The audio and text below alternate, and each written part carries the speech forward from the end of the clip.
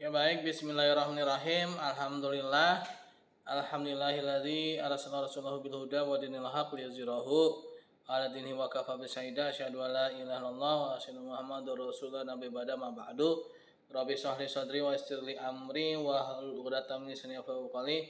Allahumma shalli ala sayyidina Muhammad wa ala sayyidina Muhammad kama shallaita ala sayyidina Ibrahim wa ala sayyidina Ibrahim wa barik ala sayyidina Muhammad wa sayyidina Muhammad kama barakta ala sayyidina Ibrahim wa ala sayyidina Ibrahim fil alamin innaka Hamidum Majid.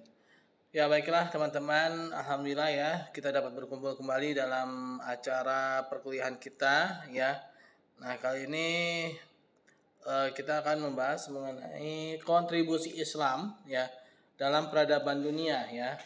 Nah, ini sangat menarik. Kenapa? Karena kita akan menjadi bangga ya sebagai seorang muslim ya bahwa Islam itu bukanlah agama yang terbelakang gitu ya, bukanlah agama marginal, bukanlah agama yang terpisah dari dunia ya. Justru Islam itulah yang pernah memajukan dunia ini selama berabad-abad ya, kurang lebih sekitar 1800 tahun ya atau 1000 tahun lebih ya. Islam itu telah memimpin dunia ya dan telah membangkitkan ilmu pengetahuan, dan banyak sekali tokoh-tokoh ya dari para ulama-ulama ya, mereka itu ternyata selain ulama juga sebagai ahli dalam ilmu pengetahuan ya. Nah, mungkin saya akan share screen.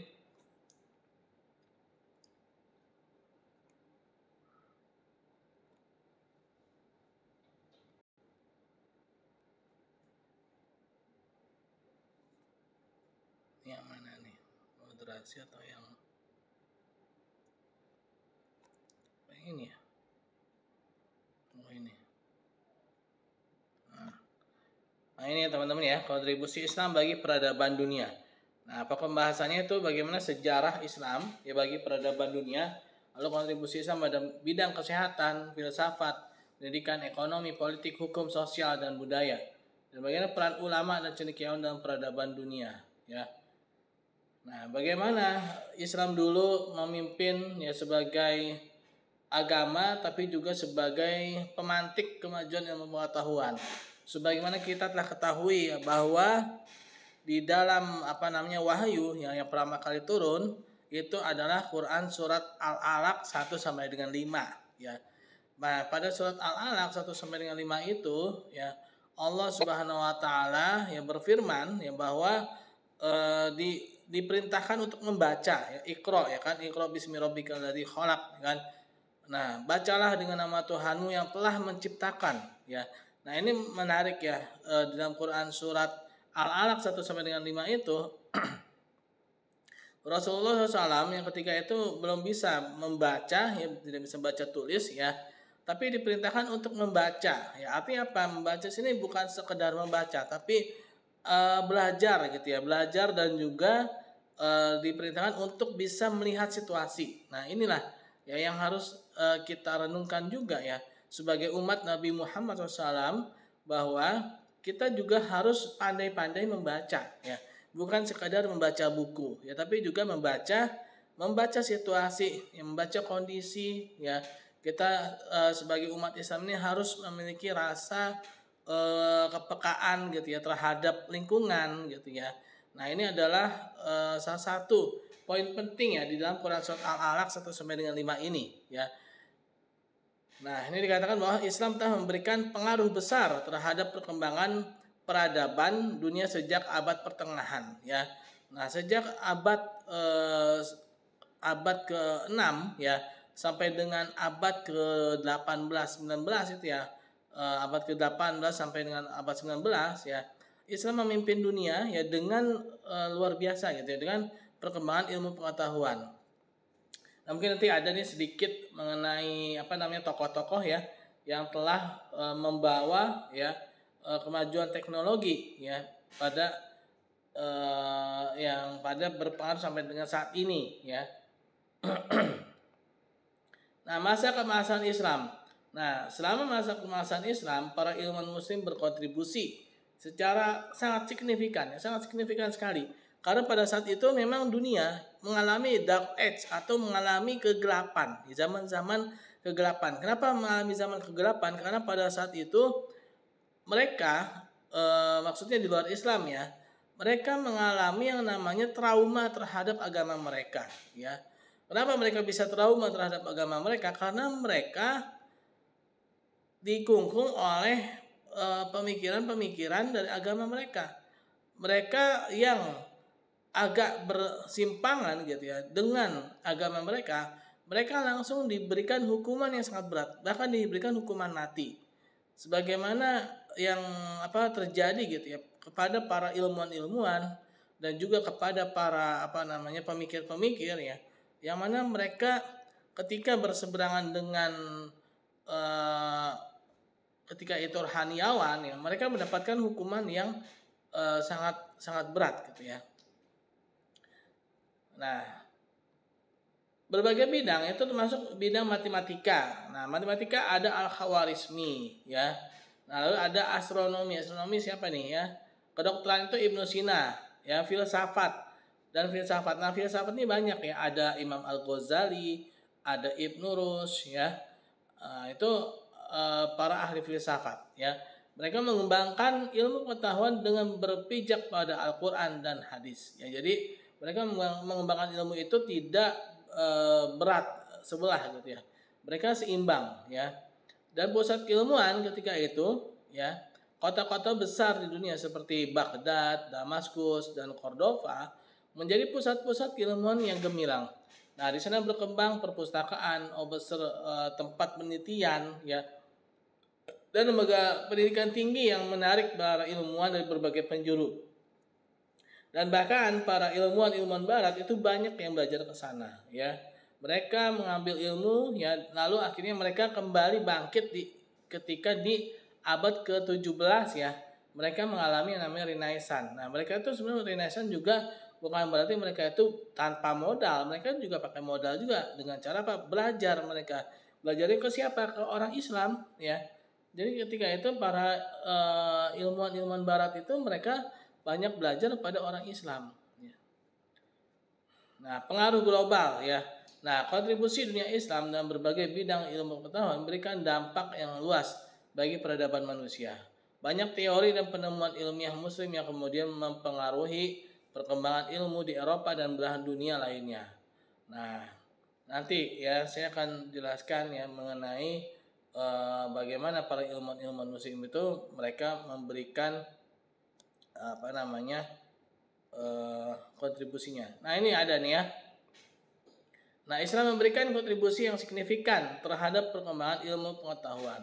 Nah, para ilmuwan Muslim ya seperti Al-Khawarizmi, Al-Biruni ya Al-Khawarizmi juga telah mengembangkan konsep-konsep matematika. Nah, Al-Khawarizmi dan Al-Biruni ya. Nah, ini memberikan konsep ilmu pengetahuan seperti matematika yang sangat fundamental seperti algoritma, aljabar dan trigonometri. Nah, konsep algoritma yang dikembangkan oleh Al-Khawarizmi. Nah, ini konsep algoritma menjadi landasan utama dalam komputerisasi modern ya. Nah, algoritma memungkinkan pemecahan masalah secara terstruktur dan efisien. Nah, jadi dengan adanya ilmu ini ya, ini menjadi cikal bakal kemajuan ilmu pengetahuan sesudahnya. Lalu aljabar. Nah, ilmuwan Muslim seperti Al-Khawarizmi dan Al-Khawarizmi yang memperkenalkan aljabar.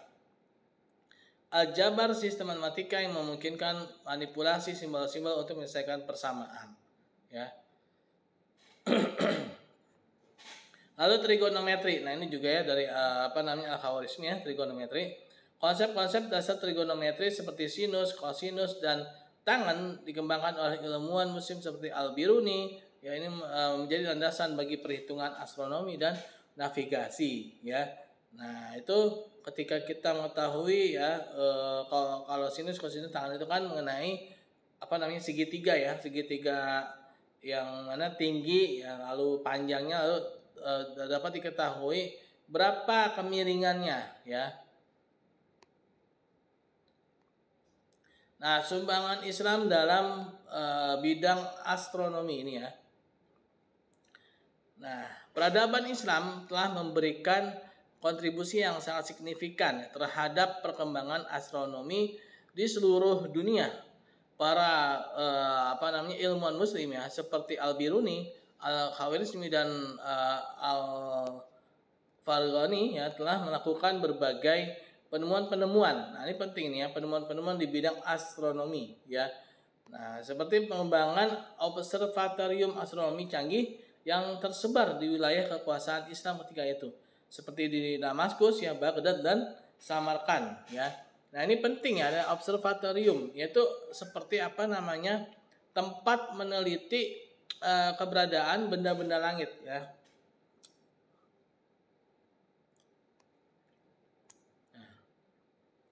Lalu mengenai bintang-bintang ya, identifikasi dan pemetaan ya lebih dari 1000 bintang. Nah, dengan menyusun katalog bintang yang jauh lebih lengkap. Nah, ini para ilmuwan muslim ini telah mengelompokkan bintang-bintang ya dibandingkan karya-karya Yunani kuno ya. Nah, ternyata para ilmuwan muslim ini mereka lebih unggul daripada peneliti yang berasal dari Yunani ya. Penggunaan metode perhitungan astronomi yang lebih akurat termasuk dalam menentukan arah kiblat, waktu sholat dan kalender Islam ya, membutuhkan yang namanya ilmu falak ya, yaitu ilmu perbintangan. Nah, di bidang kedokteran, peradaban Islam memiliki sejarah panjang. Nah, ini kedokteran itu yang paling terkenal adalah Ibnu Sina ya, terus Imam Ar-Razi ya, Ibnu Sina dan Al-Zahrawi. Nah, memberikan kontribusi yang sangat signifikan. Nah, kalau Ibnu Sina itu ahli dalam obat-obatan, dalam obat ya. Nah, mereka mengembangkan teknik-teknik pembedahan ya, metode diagnosis dan obat-obatan yang inovasi ya. Nah, misalnya Imam Ar-Razi dikenal dengan salah satu dokter terkemuka pada masanya. Ia menulis buku penting tentang penyakit menular seperti cacar, campak ya. Lalu Ibnu Sina atau dikenal dengan Avicenna ini ya, mereka menulis karya monumental yang disebut dengan Al-Qanun fit ya, yaitu kitab mengenai obat ya, yang menjadi buku acuan medis selama berabad-abad ya di Eropa. Sementara itu Imam Az-Zahrawi ya ahli bedah. Nah, ini ahli bedah, menemukan banyak instrumen medis yang masih digunakan hingga saat ini ya. Nah, lalu bagaimana arsitektur? Nah, ini arsitektur ini juga penting. Nah, terutama di Andalus ya. Ini arsitektur Andalusia ini dan juga hasil-hasil karya-karya ya di Andalusia ini ternyata sangat susah untuk ditandingi ya. Nah, peradaban Islam telah memberikan kontribusi yang signifikan dalam perkembangan arsitektur di dunia. Gaya arsitektur yang khas dari dunia Islam seperti kubah, menara, arkes, dan dekorasi yang indah menjadi ciri arsitektur yang luar biasa. Masjid-masjid, istana, dan benteng-benteng yang dibangun pada masa keemasan Islam menunjukkan kemajuan teknologi, konstruksi, dan keahlian ya dalam seni dekorasi yang memukau ya. Nah, ini dalam bidang seni dan budaya. Nah, seni kaligrafi. Nah, ini seni tulisan indah ya, tulisan Arab indah ya, yang mana biasanya adalah ayat-ayat Al-Qur'an ya. Seni kaligrafi Islam telah menjadi ikon ya budaya yang khas dengan desain geometris yang rumit dan penggunaan warna-warna yang kaya dan menawan. Nah, lalu seni arsitektur ya. Nah, ini juga arsitektur masjid Islam dikenal akan keindahan dan kerumitannya dengan ornamen geometris yang kompleks dan penggunaan warna-warna yang elegan. Lalu seni keramik. Nah, keramik juga ya, ini luar biasa ya. Bagaimana dulu di Andalusia itu sudah berkeramik ubin-ubinnya ya. Nah, ini produksi keramik dari ubin yang khas dari dunia Islam yang memperlihatkan keahlian tinggi dalam mendesain pola-pola rumit yang indah. Nah, peranan Universitas Islam. Nah, universitas itu yang pertama kali ada di kota Maroko ya, yang bernama Al-Qarawiyyin ya. Nah, Al-Qarawiyyin itu dibuat oleh seorang muslimah yang bernama Fatimah Al-Fihri. Fatimah Al-Fihri ini dia adalah seorang muslimah kaya ya. dia membangun sebuah universitas pertama di dunia ya pada tahun 800 Masehi ya, dengan berbagai macam program-program studi ya, yaitu seperti kedokteran dan lainnya ya. Dan itu belum ada ya pada saat di tahun tersebut ya, di tahun 800 ya. Fatimah Al-Fihri itu membangun kampus itu di kota Fes ya, Maroko ya pada tahun 800. Sekitaran 150 tahun setelah wafatnya Rasulullah SAW, umat Islam telah mampu membuat sebuah kampus ya yang bernama Al-Qarawiyyin tersebut ya. Nah, ini adanya universitas-universitas Islam ya, yaitu nah ini Al-Qarawiyyin malah nggak kesebut di sini ya. Justru Al-Qarawiyyin itu adalah kampus pertama ya yang dibangun oleh orang Islam ya. Nah, yaitu pusat ilmu pengetahuan sebagai pengembangan kajian Islam ya. Nah, terus juga sebagai peran intelektual muslim yang mereka sangat memberikan pandangan-pandangan yang luar biasa ya, yang tidak terkungkung oleh mitos-mitos ya. Lalu transmisi pengetahuan ya. Nah, adanya perpindahan ilmu pengetahuan ya, yang mana berawal dari Yunani ya, terutama ya, lalu pindah ke tangan orang Islam dan akhirnya sekarang pindah ke tangan Eropa ya. Nah, melalui para pembelajar ya yang datang ke orang Islam ya. Nah, pengaruh Islam terhadap peradaban Eropa. Kok bisa sih Pak? Bisa. Karena Islam itu pernah berkembang di Eropa ya. Yang bernama Andalusia tadi. Andalus itu dia adalah bagian dari Eropa ya. Sekarang itu Barcelona ya, terus Sicilia, Madrid ya, itu dulunya adalah milik orang Islam ya. Nah, terjadi transmisi pengetahuan. Umat Islam menjadi perantara dalam menyebarkan ilmu pengetahuan dari timur ke Eropa ya, seperti matematika, astronomi dan kedokteran. Lalu ada arsitektur dan seni ya. Nah, ini gaya-gaya arsitektur ya itu berawal dari orang Islam, dan seni juga ya. Dan bahkan marching band ya, awal kali adanya marching band itu ternyata dari Turki Utsmani ya. Dari pemerintahan Turki Utsmani. Jadi Turki Utsmani itu ketika mereka akan menyerang suatu wilayah ya, mereka biasanya akan beriring-iringan dengan menggunakan alat-alat musik ya, terutama alat musik seperti gendang ya, seperti ya semacam itulah ya. Dan itu adalah marching band sekarang ya. Perdagangan dan ekonomi ya. Perdagangan antara dunia Islam dan Eropa memberikan dampak positif bagi pertumbuhan ekonomi dan kemakmuran di Eropa. Nah, transmisi pengetahuan dari dunia Islam ya ke Eropa. Adanya perpustakaan cahaya, kekayaan karya-karya ilmiah dari dunia Islam ya, seperti tadi ya, para ulama-ulama tersebut ya, lalu menjadi jembatan peradaban ya. Kota-kota penting yang Andalusia, Baghdad ya, itu adalah kota-kota pusatnya ilmu pengetahuan ya. Lalu pahlawan pengetahuan, adanya cendekiawan muslim yang menyebarkan ilmu pengetahuan ya kepada para umat Islam ketika itu, dan juga dunia ya, yang banyak sekali belajar dari negara-negara besar ya, seperti Eropa seperti Baghdad dan Andalusia tersebut ya. Nah, dunia Islam menjadi pusat perkembangan ilmu pengetahuan pada abad pertengahan ya.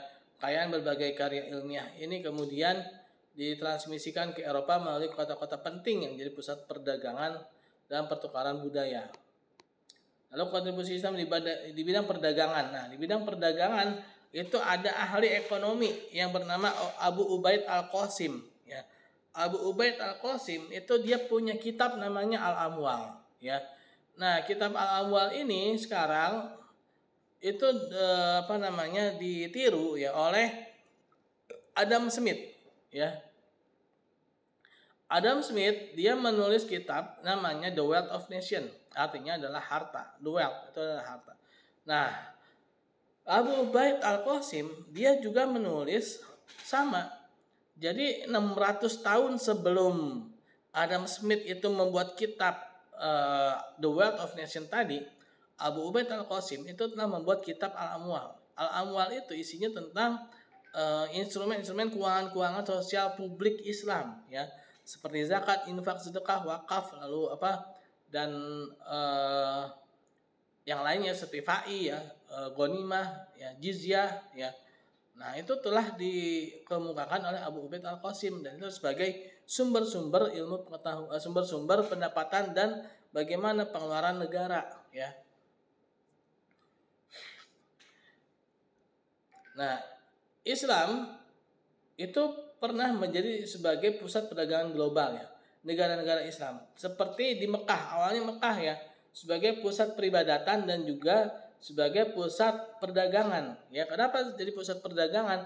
Karena ketika banyak orang yang berkumpul, ya, pastilah otomatis akan memancing para pedagang-pedagang, ya.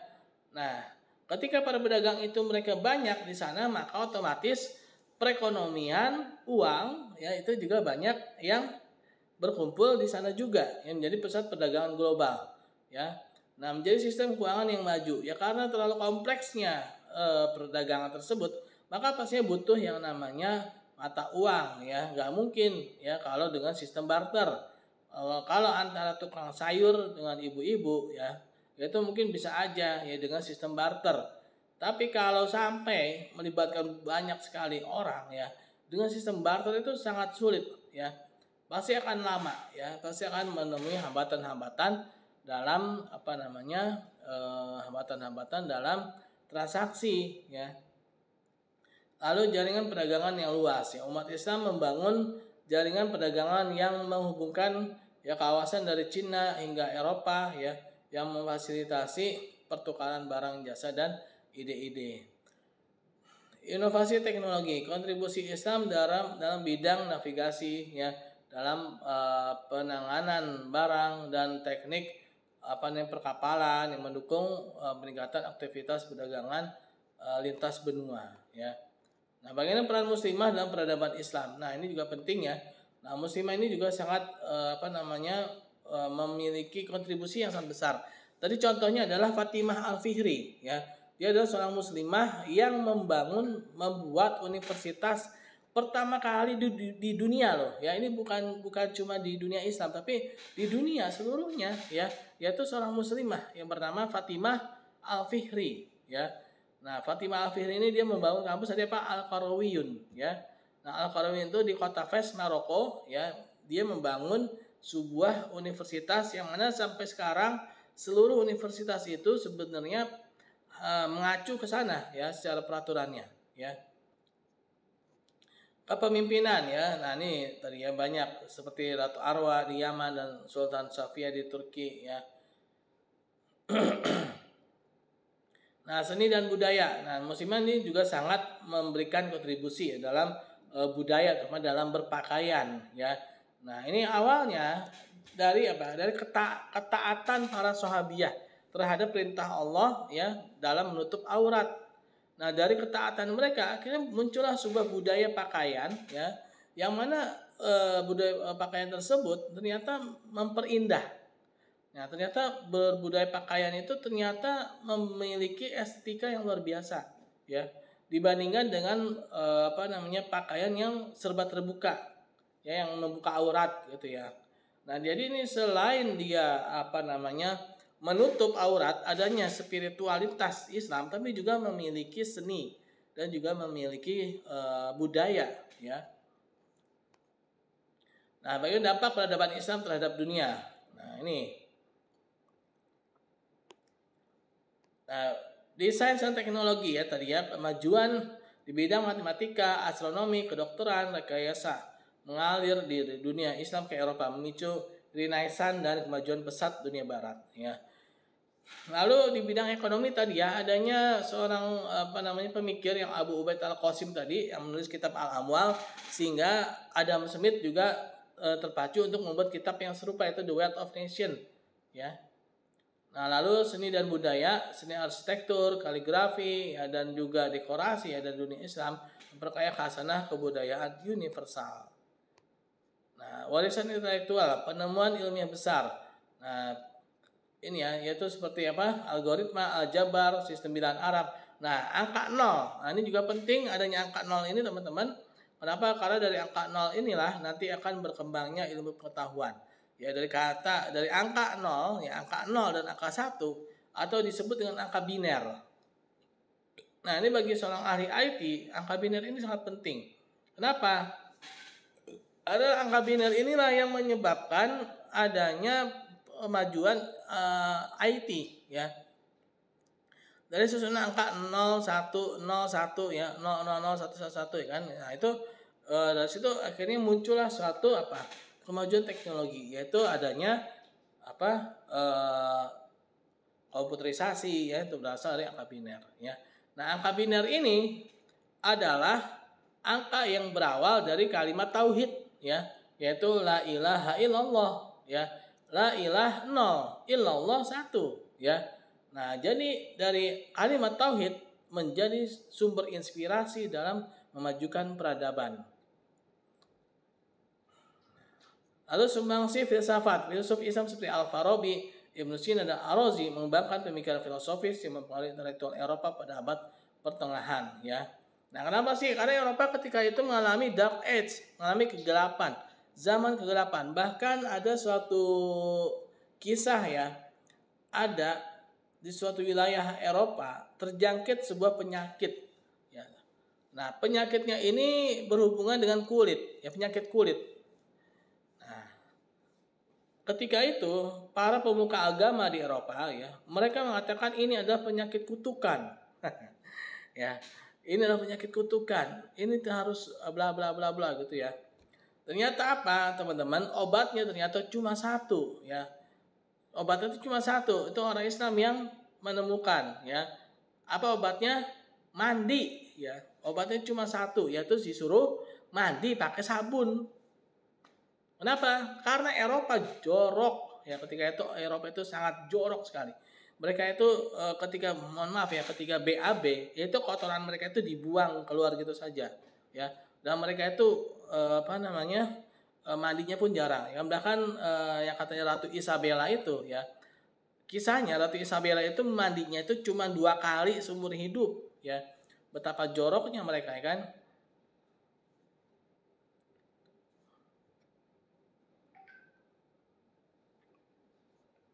Nah, sebagai pusat pembelajaran dunia, Universitas Islam di kuno ini Al-Qawarin, ya, di Maroko, ya. Nah, ini tadi ya Fatimah Al-Fihri, ya, Al-Qawarin, ya. Nah, perkembangan teknologi di dunia Islam, ya. Nah, tentang terobosan ilmu pengetahuan, ada penemu robotika dalam Islam namanya Al-Jazari. Nah, Al-Jazari ini di Andalus, ya, dia sudah berhasil membuat robot yang menggunakan tenaga air. Nah, jadi Al-Jazari ini dia bisa membuat robot-robot, ya, yang bergerak, ya. Mulai dari robot gajah sampai robot-robot penari, ya, perempuan, ya, menggunakan air. Nah, dunia Islam mencatat banyak kemajuan dalam teknologi seperti pengembangan alat astronomi, sistem irigasi, sistem kemajuan bidang kesehatan, ya. Lalu pengembangan mesin dan alat kerja. Nah, ini juga, ya, banyak penemuan-penemuan tadi, ya, robotika itu dari Al-Jazari, ya. Nah, lalu revolusi di dalam pertanian, ya, dengan sistem irigasi yang canggih, ya. Nah, ini juga mendorong adanya kemajuan, ya.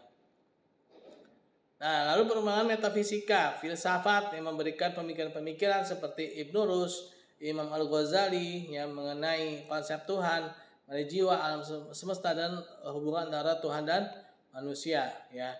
Nah, lalu bagaimana pemikiran etika dan politik, ya. Nah, filsafat Islam juga memberikan pandangan mengenai pentingnya, ya, etika dan juga bagaimana berpolitik yang beretika, ya. Nah, bagaimana kekuasaan itu yang bisa menjaga agama, ya. Jadi pentingnya politik itu adalah untuk menjaga agama, ya.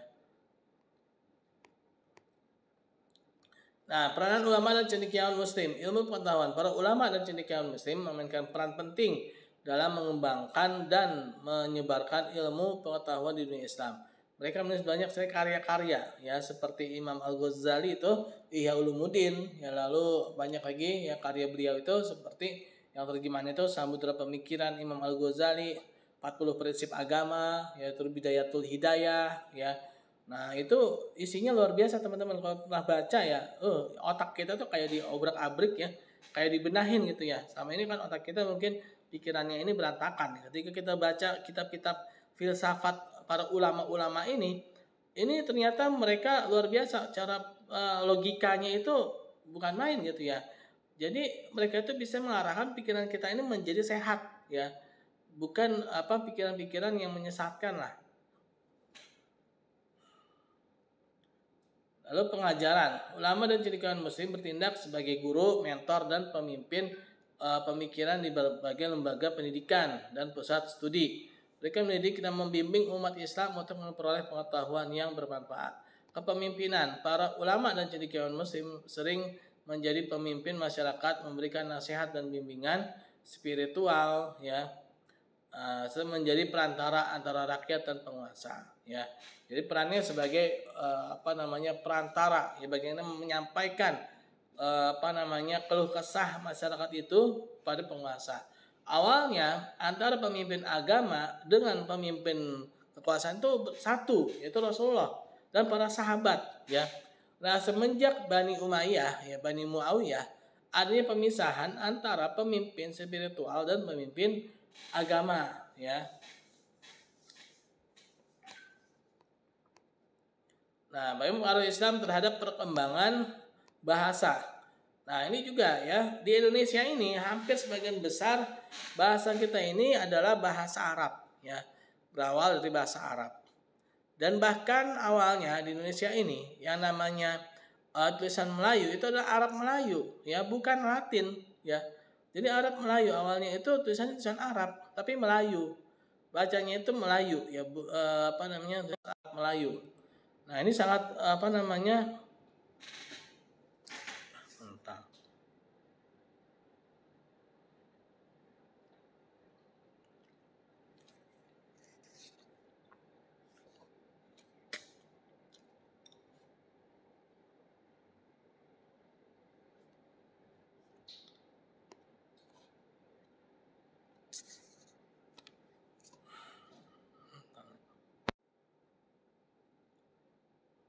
Oke. Mohon maaf teman-teman terpental ya. Oke, saya lanjutkan. Jadi pertama kali ya, yang ada bahasa yang ada itu adalah Arab Melayu, bukan tulisan Latin. Nah, ini masih ada nih pental-pental ini ya. Biasanya suka hilang nih. Oh, ini dia.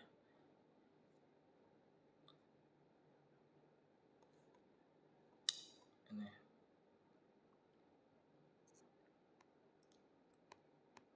Nah, dalam bidang, lalu ini banyak kontribusi saya pada bidang pertanian ya. Nah, ini banyak di saat zamannya siapa? Umar bin Abdul Aziz ya. Ini banyak sekali hasil-hasil karya pertanian. Nah, bagaimana warisan Islam bagi peradaban dunia ya. Nah, ini memberikan kontribusi yang luar biasa ya bagi kemajuan peradaban dunia ya. Warisan intelektual, teknologi, seni budaya yang diwariskan oleh dunia ya. Oke, ini cuman gini-gini doang ya.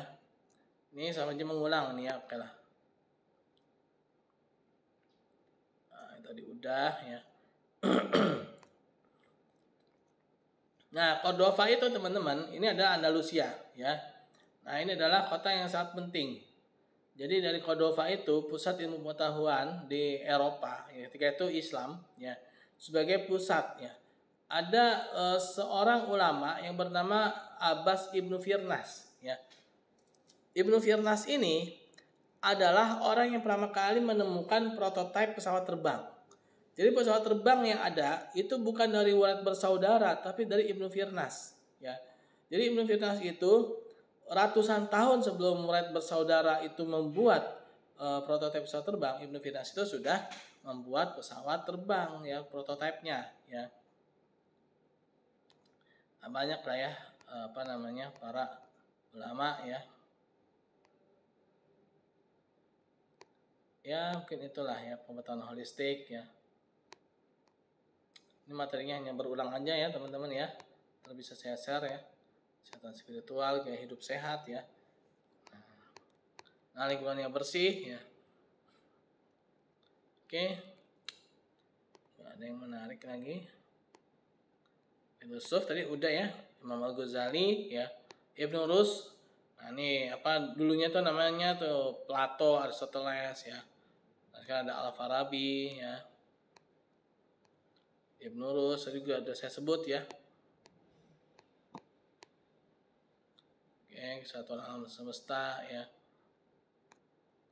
Metafisika Islam yang nah kosmologi ya dan lain-lainnya ya.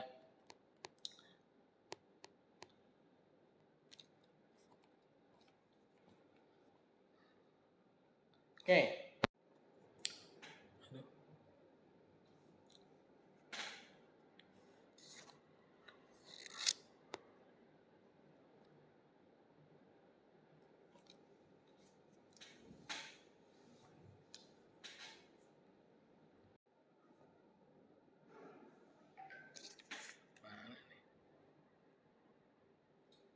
Maaf ya terputus ya.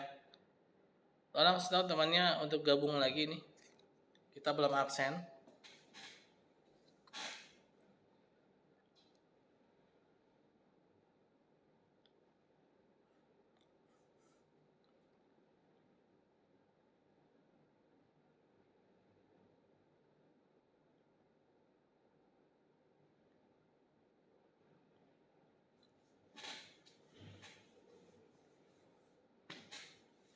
Ayo yang lainnya mana nih?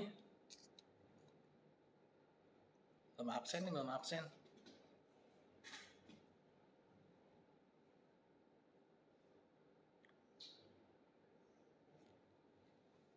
Ada yang mau ditanyakan kah teman-teman?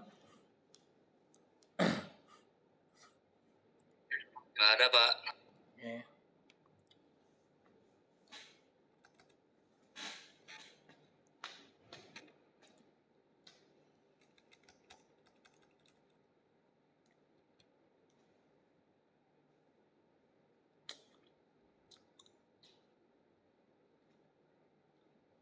Mana yang lainnya?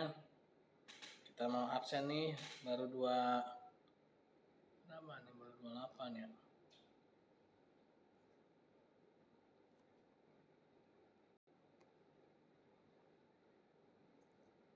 Ayo yang lainnya. Kita mau absen. Mana nih yang lainnya? Baru 28 nih. Coba dipancing temennya di grup. Baru 29 nih. Tadi kepental ya.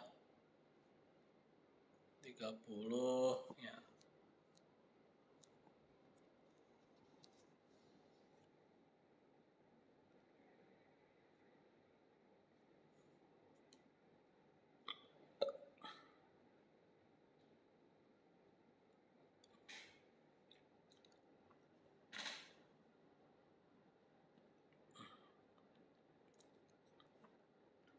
Baru 31 nih. Oke lah, sembari menunggu ya.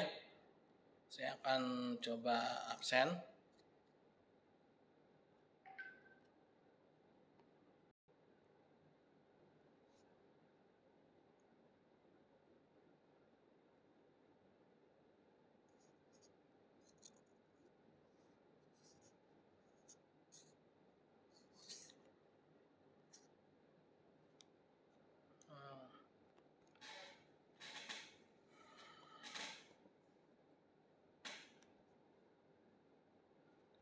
Oke.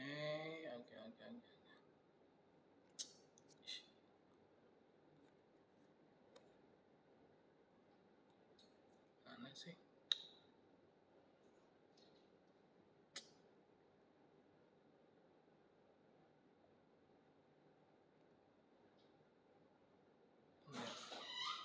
Wah, Pak Nanang keluar, Pak Haikal pulang. Pak Nanang makan kayaknya.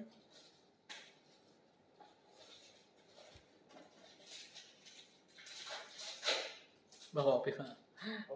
Itu juga bawa Pak. Itu juga bawa ada. Yang dari itu kan kemarin. Iya. Ada. Dari Supercamp. Tapi nggak ada gelas. Gelas.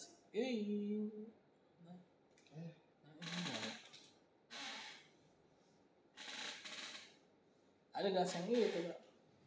Yang hitam.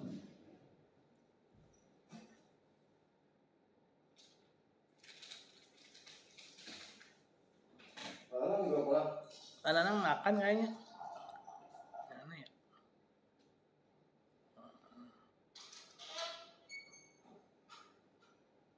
Mana sih? Kok bolak-balik sini aja nih nih. Mana ya? Mana? Oh, ntar tuh ya. Oh, ada sih. Dashboard ya. Nah, ini dia nih. Oke, teman-teman.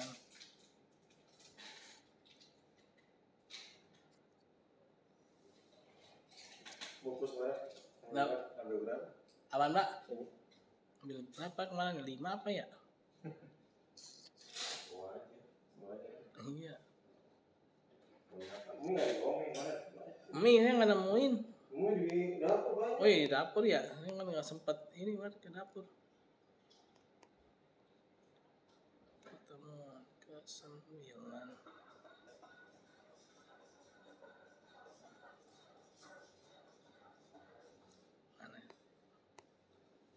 Oh, udah ada ini. Ke-10 dong berarti sekarang. Kenapa kemarin ke-10-nya kelongkap ya? Jangan-jangan nggak di absen tuh ya?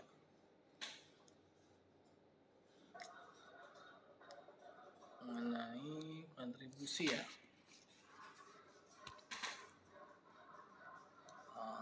Kontribusi Islam dalam peradaban dunia ya. Oke.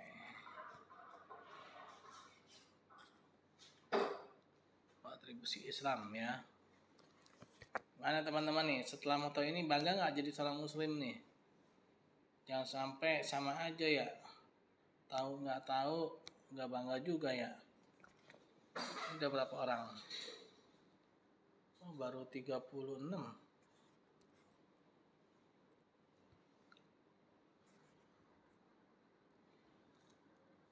Nasya'aliyah Inka. Nasya'aliyah Inka ada? Hadir Bapak. Oke. Andina Nilam ada?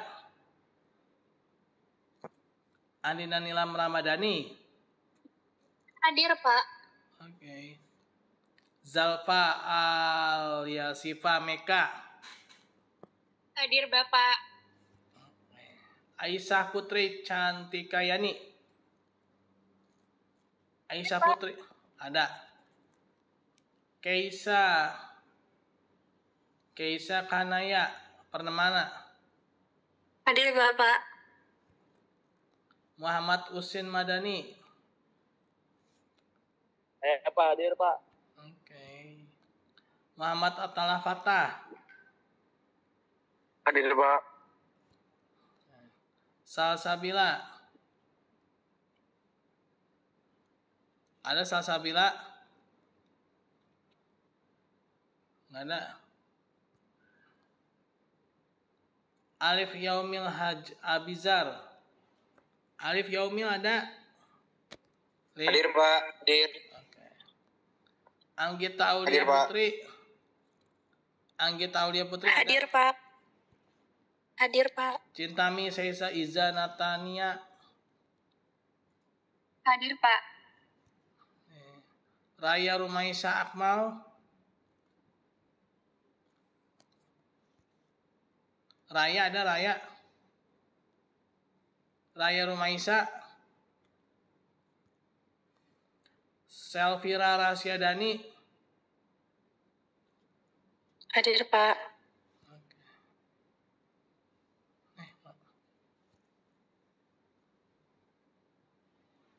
Siti Adriliwani.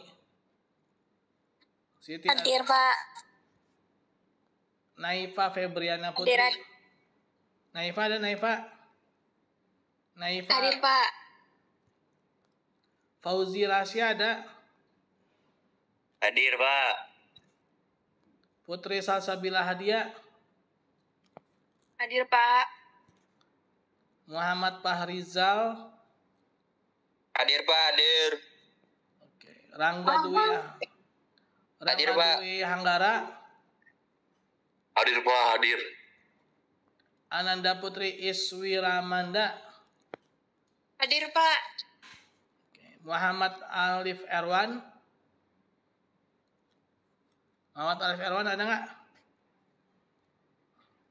Nggak ada izin ya. Gatafan Rizky Sumantri. Gatafan. Keiza Aliansa. Hadir, Pak. Hadir. Keizaliannya, Pak. Keiza ada ya. Muhammad Alfarel Prihadi. Hadir, Pak. Hadir. Muhammad Nazril Ilham Kusuma. Hadir, Pak. Muhammad Farel Rizky. Hadir, Pak. Hadir. Hadir, Pak. Oke. Muhammad Rafif Akbar. Muhammad Rafif Akbar enggak?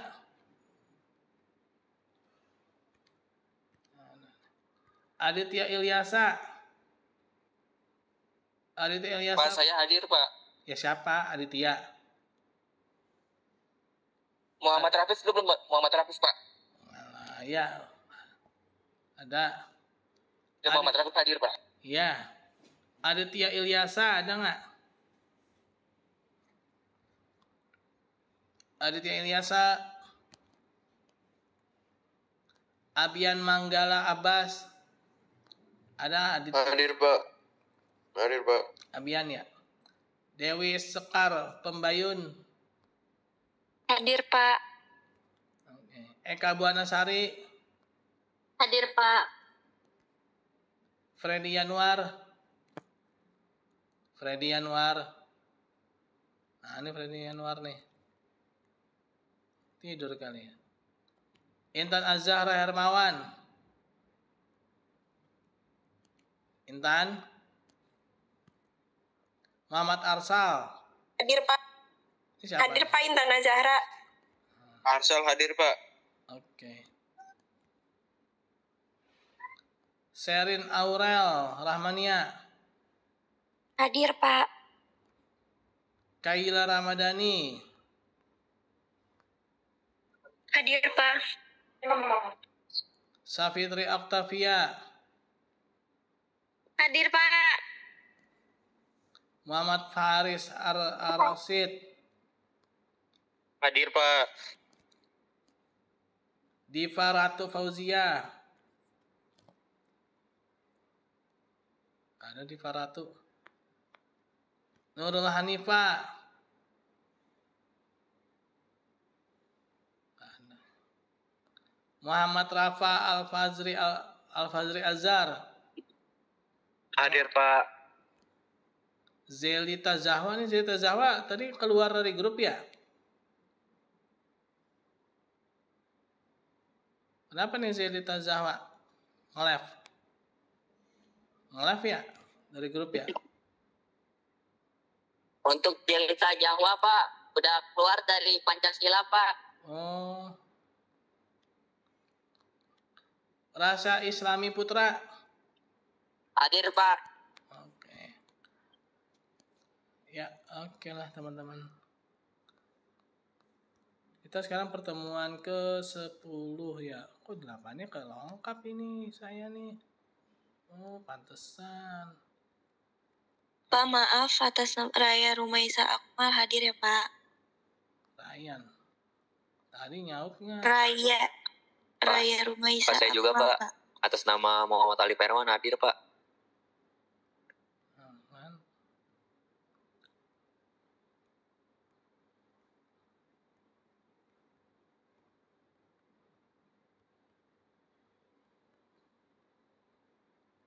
Muhammad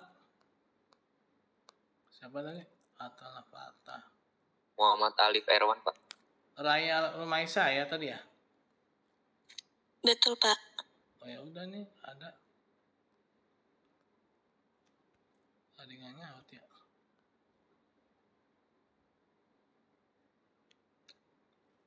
Ini nggak berubah sih. Sama Muhammad Alif. Iya, Pak. Erwan. Oke.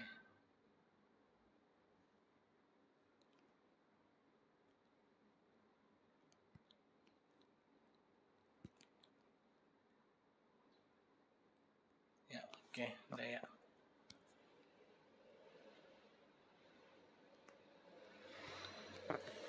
Ya, oke teman-teman, mungkin itu hal tidak ada yang ditanyakan lagi. Kita tutup dengan baca hamdalah, alhamdulillahirabbil alamin, dan doa subhanakallahumma bihamdika asyhadu an la ilaha illa anta astaghfiruka wa atubu ilaik. Assalamualaikum warahmatullahi wabarakatuh. Waalaikumsalam. Waalaikumsalam. Terima kasih, Pak. Sama-sama.